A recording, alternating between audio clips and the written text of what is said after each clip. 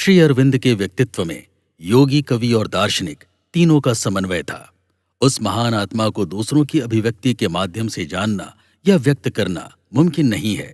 इसलिए इस फिल्म में हमने उनके कारावास जीवन के अनुभवों का वास्तविक सारांश उनकी आत्मवाक के साथ नाट्य रूपांतरण के रूप में दर्शाया है। हमने उन्हीं तथ्यों को फिल्म में शामिल किया है जिनका उल्लेख श्री अरविंद ने स्वयं किया है, अर्थात उनके द्वारा स्वयं के कारावास जीवन का जो कुछ वृत्तांत किया गया है उसे वैसा ही रखा गया है। उस काल तथा घटनाक्रम को जीवंत करने का हमारा प्रयास मौलिक एवं तर्कसंगत है।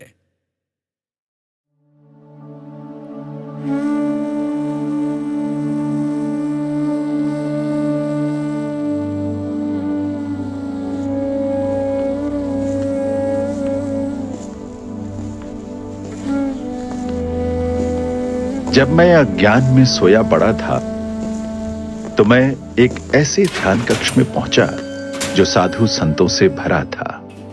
मुझे उनकी संगति उबाऊ लगी और स्थान एक बंदी गृह प्रतीत हुआ। जब मैं जगा तो भगवान मुझे एक बंदी गृह में ले गए और उसे ध्यान मंदिर और अपने मिलन स्थल में बदल दिया।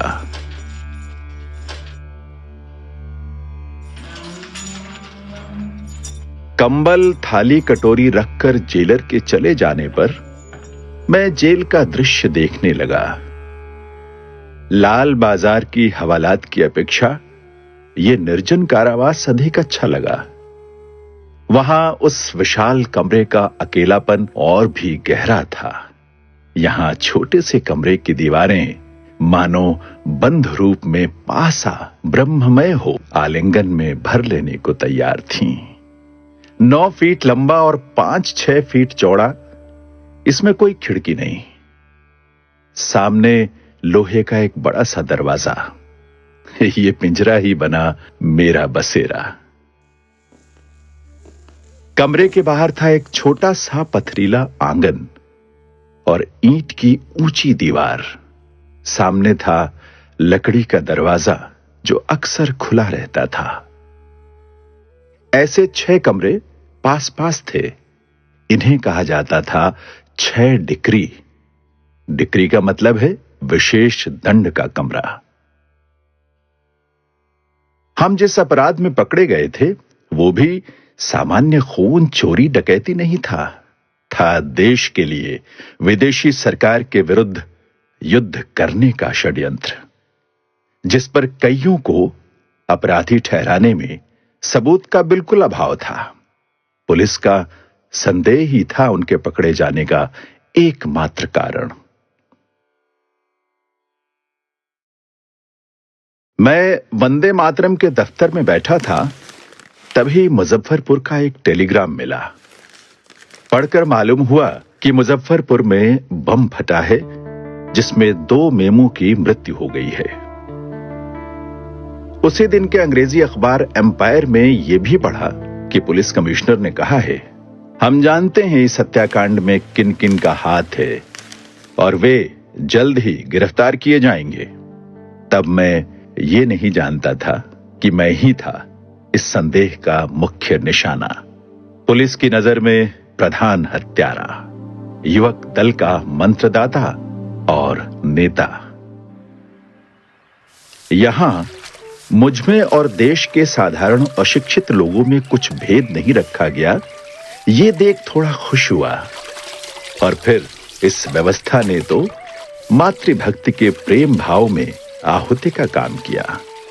मैंने इसे योग शिक्षा और द्वंद्व जय का अनोखा उपकरण और अनुकूल अवस्था माना।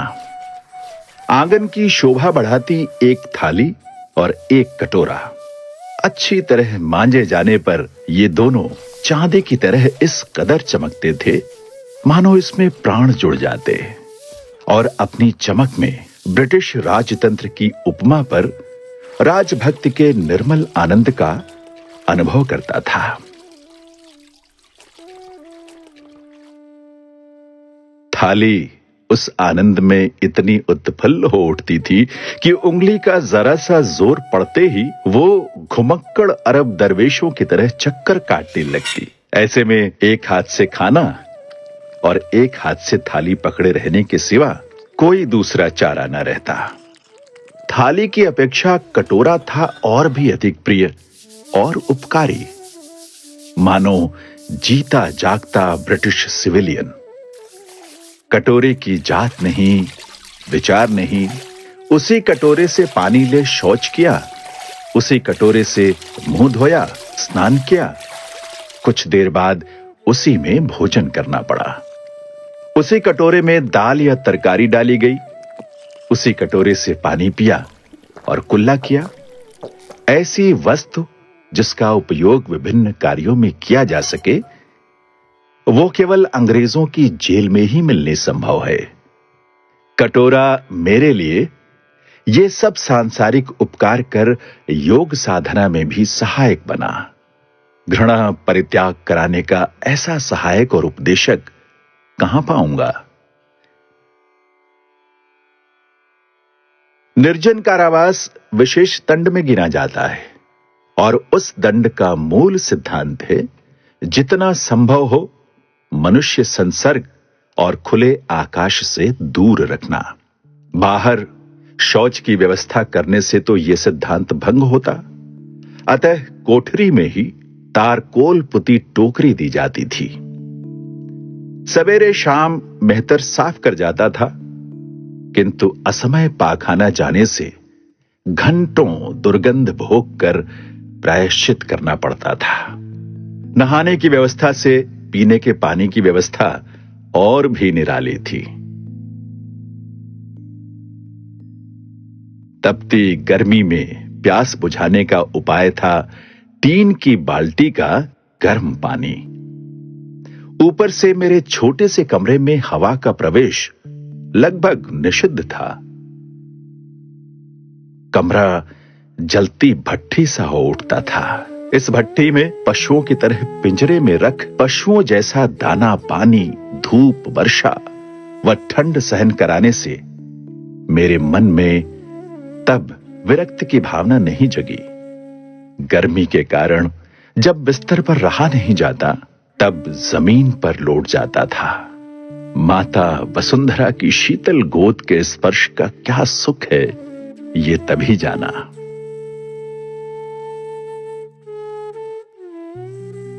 आंगन का दरवाजा खुला होने पर बाहर जेल की खुली जगह और कैदियों का आना जाना देख सकता था।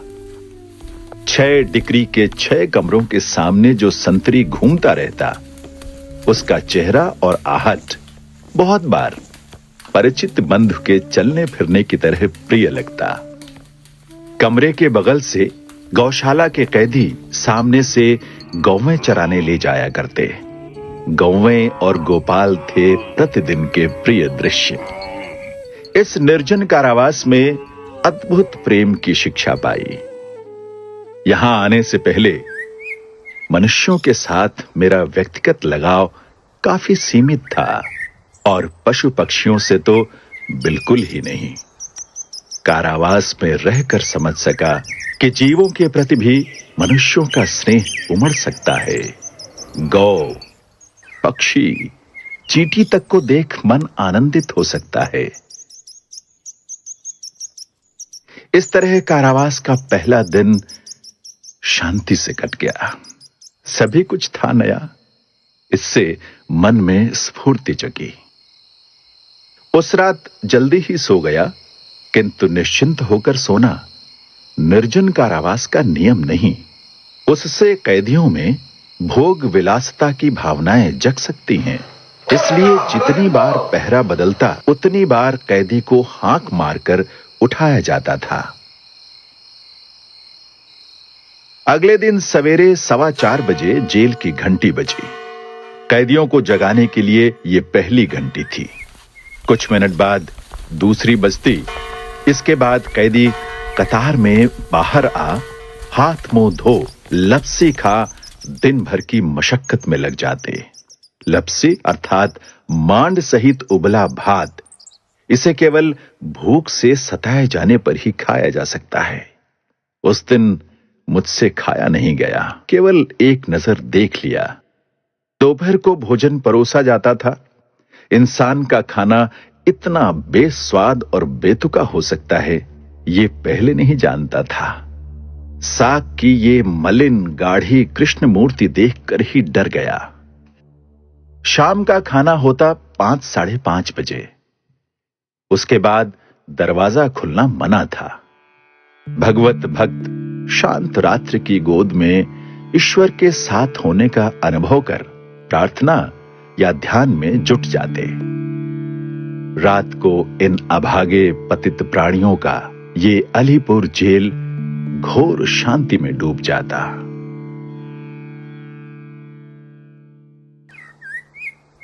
यहां अपने देश के कैदी अपने देश के किसान, लुहार, कुम्हार आदि के साथ समान आहार, समान रहन सहन, समान कष्ट, समान मान मर्यादा पाकर मैंने जाना कि सर्व शरीरवासी नारायण ने इस साम्यवाद, इस एकता, इस देशव्यापी भाईचारे से सहमत हो मानो मेरे जीवन व्रत पर अपनी मुहर लगा दी हो।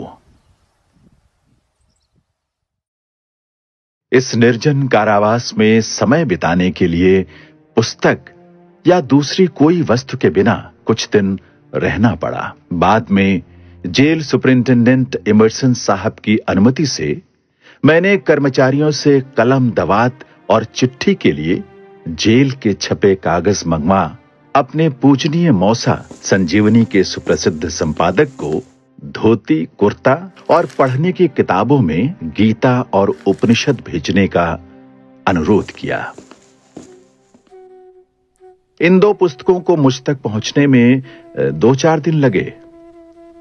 तब तक निर्जन कारावास का महत्व समझने का भरपूर अवसर मिला। यह भी जाना कि ऐसे कारावास में अडिग और तेज बुद्धि भी नाश हो सकती है और इंसान पागल तक हो सकता है। किंतु इसी अवस्था में भगवान की असीम कृपा और उनके समीप होने का कितना दुर्लभ अवसर है, ये भी तभी जाना।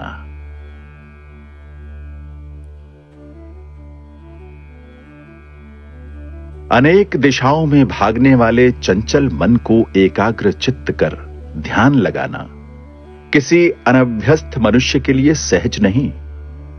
इसीलिए किसी तरह 1-2 घंटे मन को एकाग्र चित्त कर पाता, फिर मन विद्रोही हो उठता, देह भी सुन्न पड़ जाती।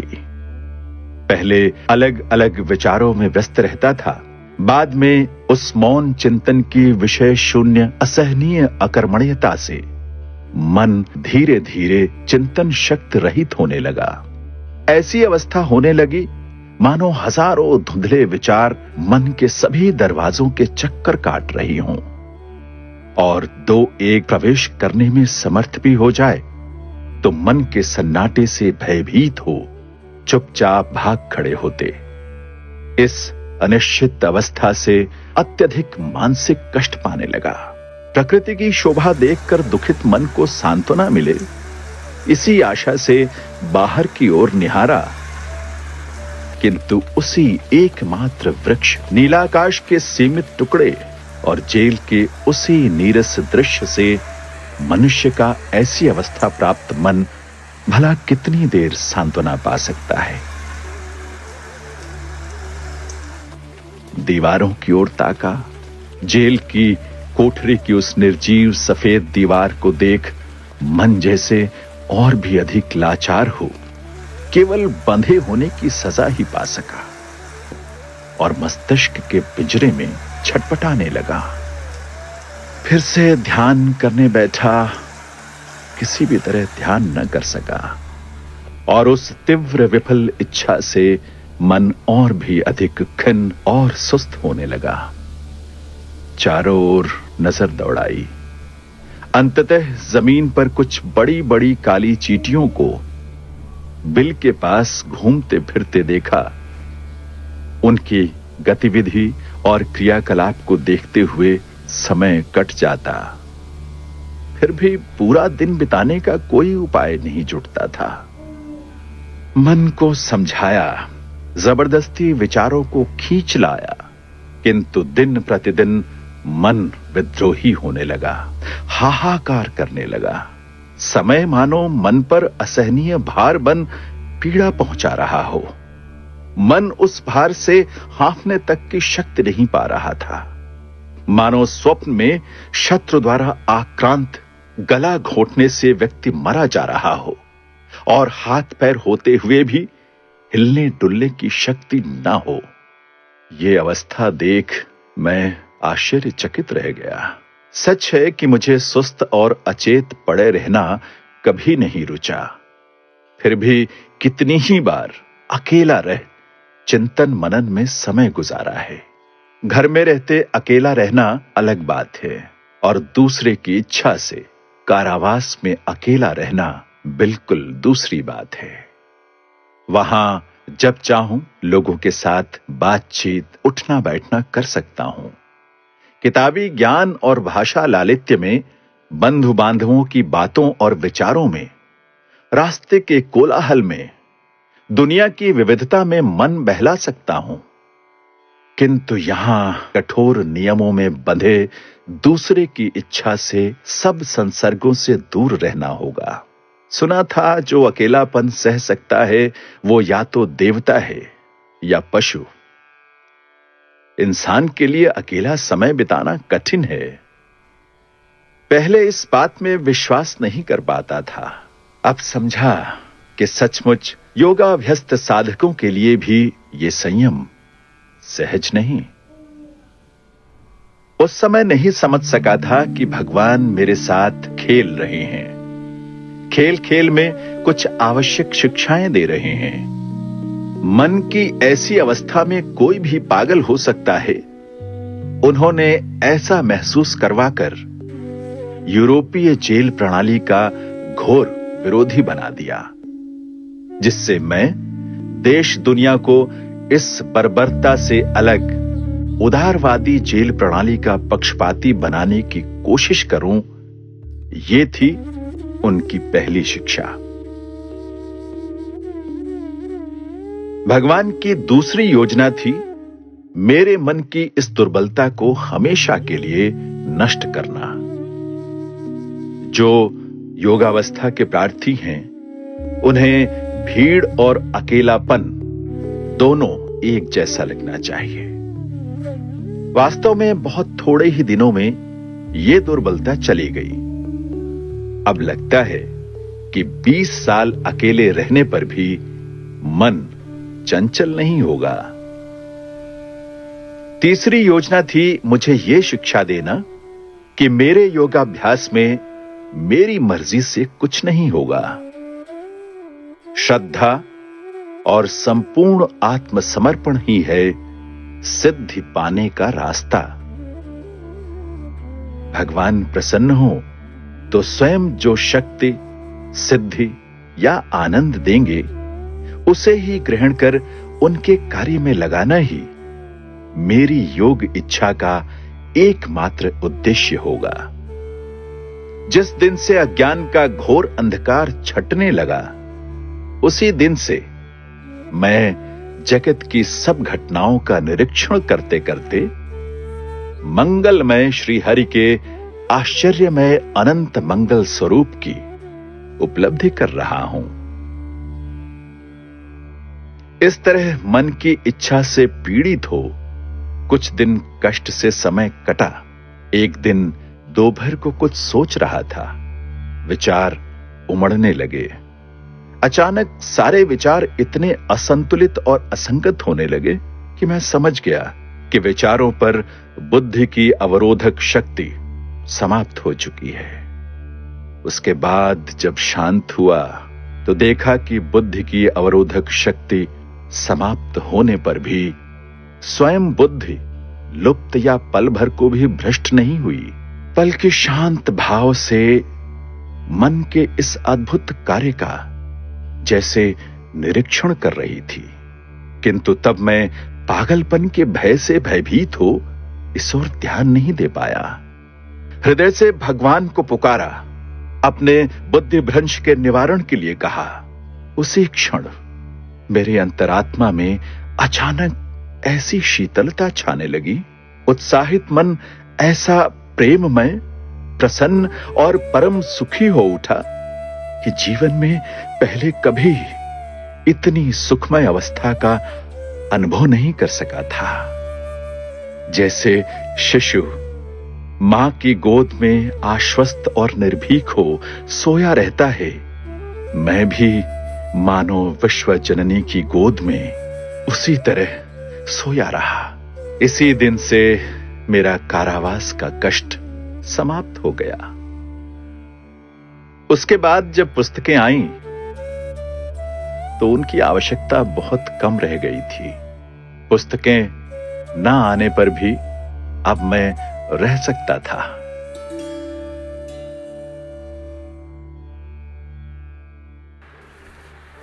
अक्सर पुलिस तरह तरह के सबूत गवाह लाकर तमाशा करती। हम सबको शिनाख्त के लिए लंबी कतार में खड़ा किया जाता। गिरफ्तारी के बाद पहली बार शिनाख्त की ऐसी एक परेड में मैं अपने भाई बारिंद्र को देख पाया, किंतु तब उसके साथ कोई बातचीत नहीं हुई। जिस दिन से मुझे सवेरे शाम डिक्री के आगे खुली जगह में घूमने की अनुमति मिली, मेरे स्वाधीन राज्य की दो सीमाएं बन गईं। एक ओर जेल का कारखाना, दूसरी ओर गौशाला।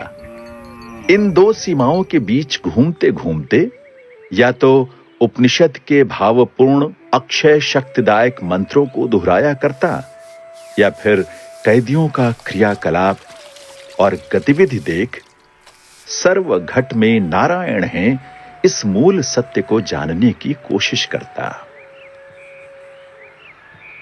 वृक्ष, गृह, प्राचीर, मनुष्य, पशु पक्षी, धातु मिट्टी यानी सर्वभूतों में सर्वम खलविदम ब्रह्म मंत्र का मन ही मन उच्चारण कर इस उपलब्धि को स्थापित करता। ये करते करते ऐसा भाव हो जाता कि कारागार अब कारागार जैसा ना लगता। वो उच्च प्राचीर, वो लौह कपाट, वो सफेद दीवार, वो सूर्य की किरणें, सुंदर वृक्ष, वो छोटा मोटा सामान मानो अब अचेतन नहीं रहा, सजीव हो उठा। ऐसा लगता कि वे मुझसे स्नेह करते हैं, मुझे गले लगाना चाहते हैं। मनुष्य, गौ, चींटी, पंछी चल रहे हैं, उड़ रहे हैं, गा रहे हैं, बातें कर रहे हैं, पर है ये सब प्रकृति का खेल। भीतर एक महान निर्मल आत्मा जो सांसारिक माया मोह, राग द्वेष आदि से दूर आनंद में मग्न हो विराजमान है। कभी कभी ऐसा अनुभव होता मानो भगवान श्री कृष्ण उस वृक्ष के नीचे खड़े आनंद की वंशी बजा रहे हैं और उस माधुर्य से मेरा हृदय मोहे ले रहे हैं। कभी ऐसा लगता वो मुझे अपना बाल सखा समझ मेरे संग लुका छिपी का खेल खेल रहे हैं। कभी उनके मनभावन रूप का दर्शन प्राप्त होने का भाव मन में आता, तो कभी ऐसा लगता जैसे सच्चिदानंद स्वरूप भगवान श्री कृष्ण मुझे अपनी बाहों में भर ले रहे हैं। इस प्रकार श्री कृष्ण का साक्षात दिव्य दर्शन प्राप्त होना उनके प्रति भक्ति भाव का परिणाम है या मेरे प्रति उनकी विशेष अनुकंपा, ये मेरी समझ से परे है। जो भी है, इस भाव के उदय होने से अंतरात्मा में एक निर्मल प्रबल शांति विराजने लगी। उसका वर्णन नहीं किया जा सकता।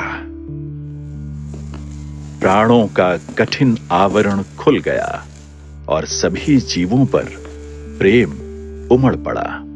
प्रेम के साथ दया, करुणा, अहिंसा इत्यादि सात्विक भाव मेरे हृदय में पनपने लगे और जैसे जैसे वे बढ़ने लगे वैसे वैसे आनंद भी बढ़ा और निर्मल शांति भाव गंभीर हुआ। मुकदमे की चिंता पहले ही दूर हो गई थी।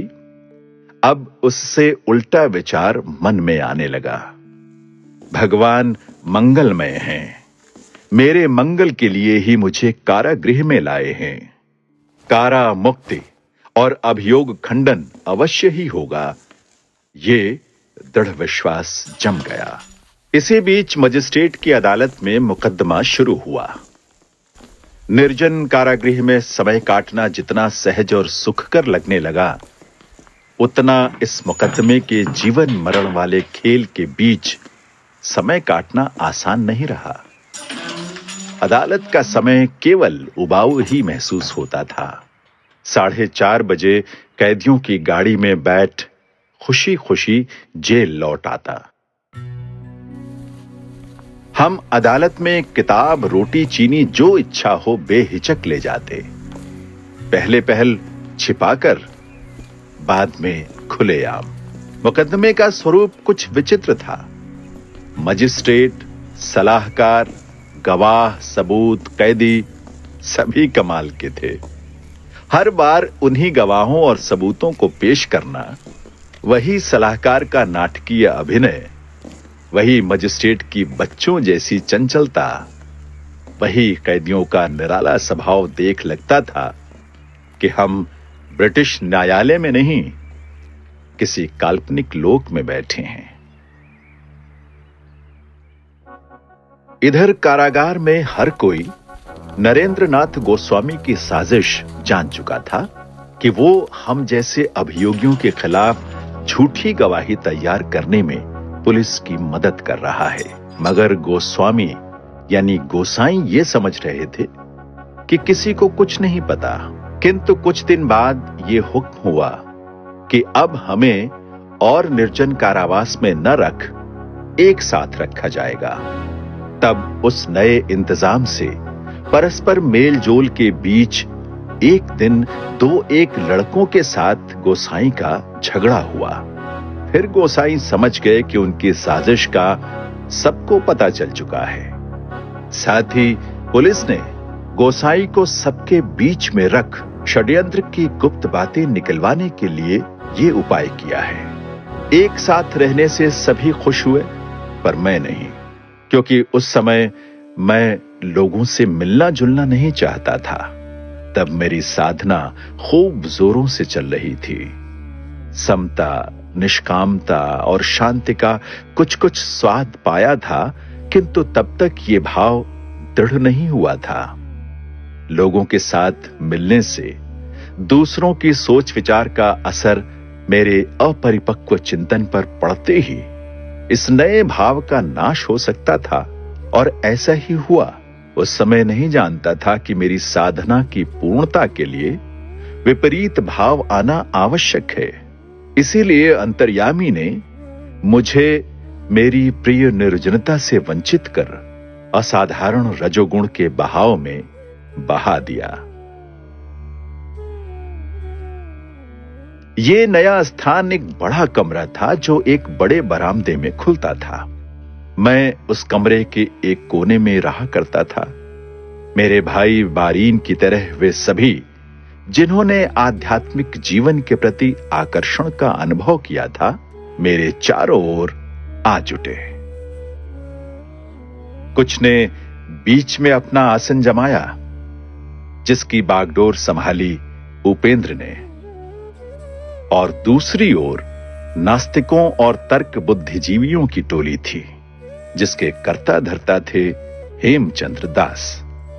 इन्हीं दिनों एक ओर बारीन अपने साथियों के साथ जेल से भागने की योजना बनाने लगे, मगर मैंने इस योजना में शामिल होने से साफ मना कर दिया।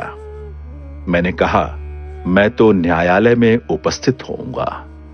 दूसरी ओर कनाईलाल दत्त और सत्येंद्रनाथ बोस की अगुवाई में कैदियों का एक और दल गद्दार नरेंद्रनाथ गोस्वामी को जान से मारने की योजना में जुटे थे, जिसकी भनक शायद पुलिस को भी ना थी।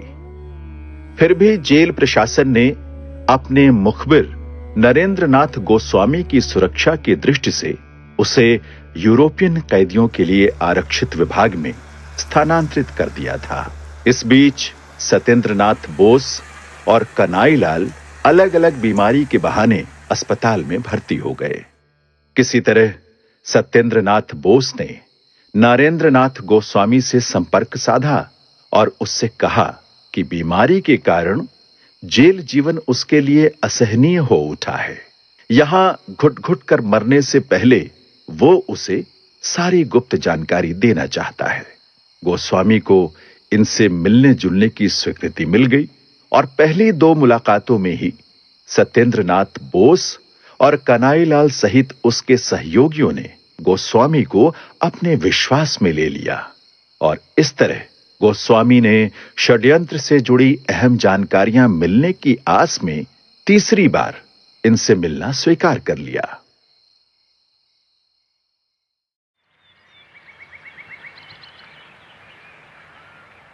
31 अगस्त को वो हमेशा की तरह अपने अंग्रेज अंगरक्षक के साथ अस्पताल में पहुंचा। सत्येंद्रनाथ बोस चुपचाप उसे गुप्त जानकारी बताने के बहाने एक ओर ले गए। कन्हैयालाल ने भी वहां तक पहुंचने में देर नहीं की। अचानक से दोनों ने रिवॉल्वर निकालकर गोस्वामी को मारने की कोशिश की। गोस्वामी और उसके अंगरक्षक घायल अवस्था में कुछ दूर तक भागने में सफल हुए। इधर सत्येंद्रनाथ और कन्हैयालाल जेल की सीढ़ियों और गैलरियों से गोलियां बरसाते हुए उनके पीछे पीछे भागे।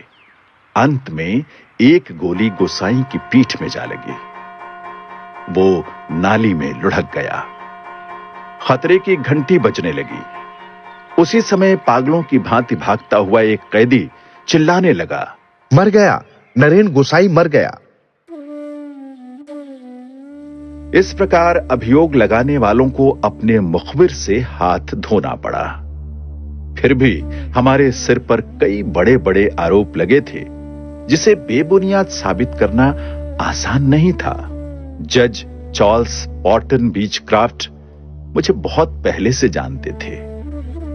एक ही काल में हम दोनों ने कैम्ब्रिज में पढ़ाई की थी और इंडियन सिविल सर्विस की परीक्षा में भी दोनों साथ साथ गए थे। मुझसे आखिरी बार मुलाकात हुए बरसों बीत गए थे।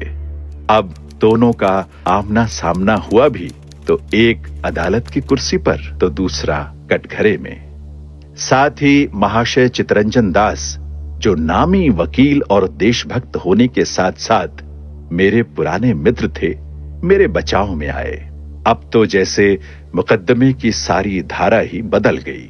सरकारी अभियोक्ता द्वारा जुटाए गए सभी प्रमाणों को परखा गया। झूठे आरोपों के सभी तर्कों का खंडन किया गया।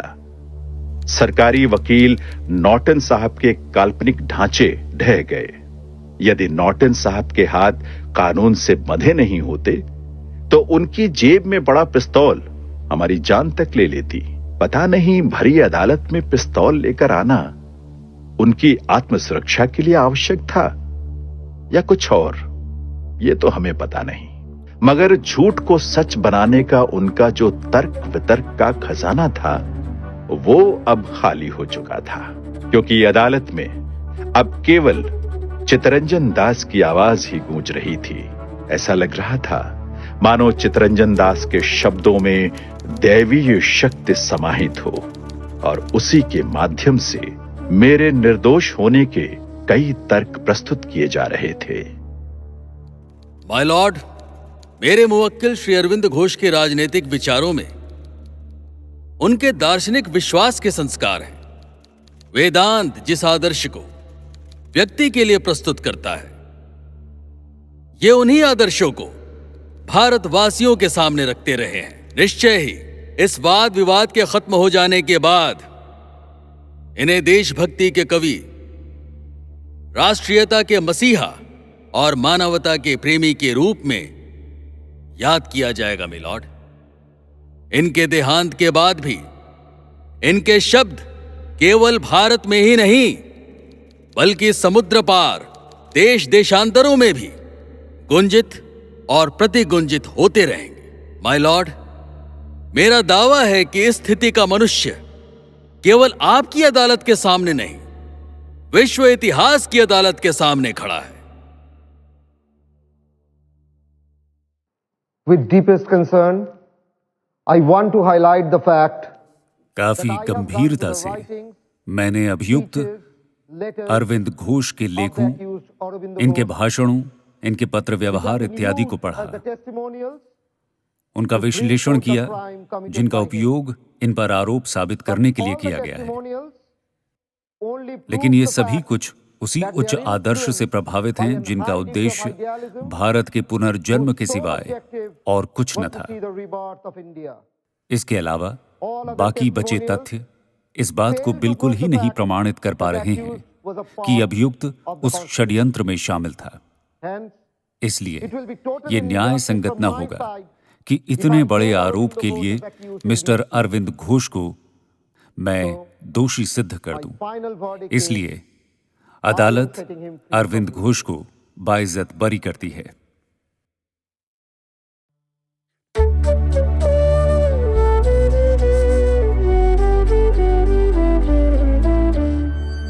कारावास जीवन के पूरे 1 वर्ष बाद मैं हमेशा के लिए बाहर निकला। अब मुझे एक अलग तरह की क्रांति में जुटना था। ये थी आध्यात्मिक क्रांति, जिसमें न केवल भारत के लक्ष्य की बल्कि पृथ्वी के भविष्य की बाजी लगी थी।